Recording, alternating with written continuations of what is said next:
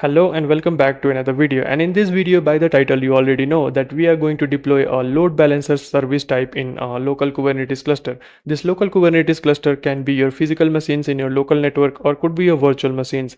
So in this case I am using two virtual machines, but the idea remains same. This could be your physical machines connected to your local network. In the last video I showed you how we can easily create two virtual machines and create Kubernetes cluster in them. So from there now we are going to deploy metalLB for load balancer service type handling. So buckle up, let's start.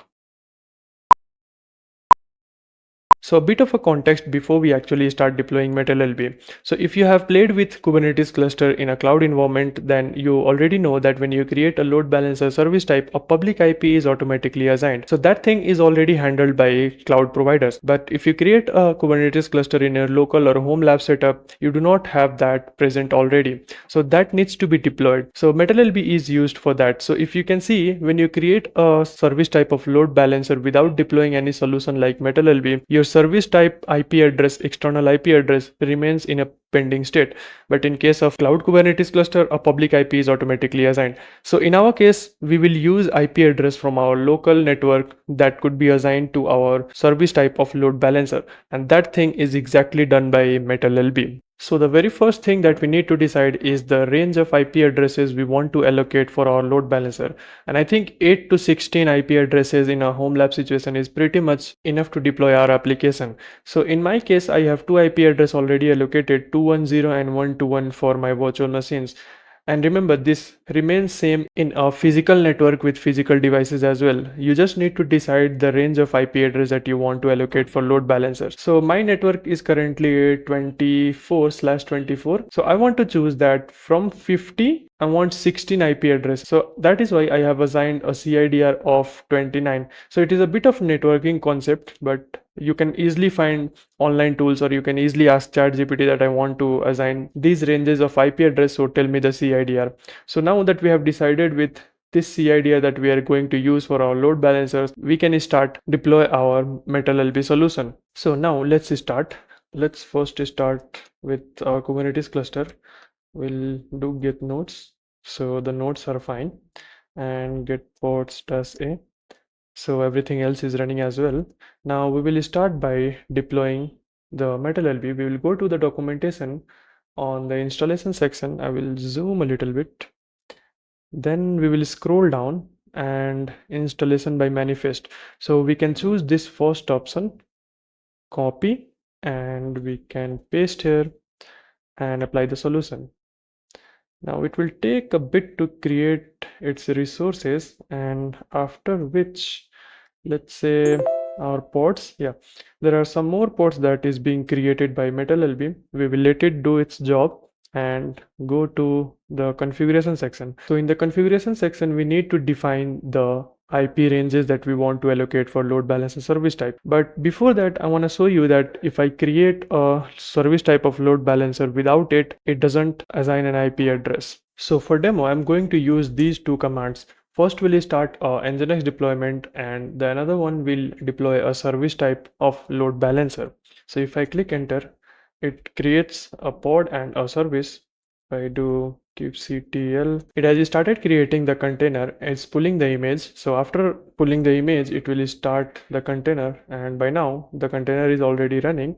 But if you see the service type of load balancer, the external IP is pending because we do not have anything to assign a IP address on this service type. So it can remain in this state for as long as the cluster remains, but it will never get an external IP address. So that is done by metalLB. We have deployed metalLB, but we haven't said it that these are the IP ranges that you want to assign to the external IP service type load balancer. So that is what we are going to do now. So in the configuration, we have to create this YAML file. Let's copy this, and I will use vi.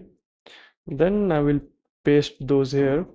Name first pool, I will just name it IPs, and address, yeah, this address needs to be changed according to your setup. Delete those lines, and in this IP range I just want 16 IP addresses. So according to that I will edit it, and this 50 means start from 50, and 29 means you will have 16 IP addresses. So I will write and quit kubectl apply -f, and IPs deployed. Now again, another configuration that we have to make is this layer 2 configuration. So in a local network, this is always a layer 2 configuration that you want. So another configuration is BGP configuration. This is a bit of a story. So in this one, we are not going to do this. And this is pretty much enough. L2 is pretty much enough for you to get started. So I will create another YAML. This is the YAML that says that use L2 advertisement. Now I will create another YAML.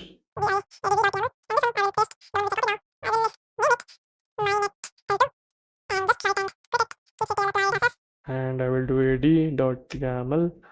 This one is also created. Now, if I do kubectl get svc, yeah, voila, the external IP address is already assigned. So now, if I go to this IP address, I should see the nginx page if everything works fine. And of course, it works fine. The IP address is assigned. Now, let's do one more thing. We will create the same thing. We will run kubectl run nginx, let's say 2. And again, we will create another service, expose pod nginx 2 using a load balancer service type.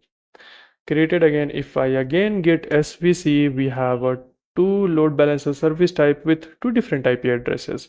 So here the range that we defined, which was .50/29, the 16 range is actually starting from 48. So from 48 we will have 16 IP addresses. So that is what it is showing here. So it is started with 48, then 49, 50. It will continue up until 16 IP addresses. So now if I copy the IP address of this newly created load balancer and I go to this thing, I can again see and the next page, which is two different ports exposed through load balancer service type. Now the cluster is ready. You have a load balancer service type handling. If you create or deploy any application that requires a load balancer service type, you will have it up and running. So that is it for this video. If you have any confusion or question, you can directly ask in comment. I will absolutely reply to your comment. See you in the next one. Keep watching.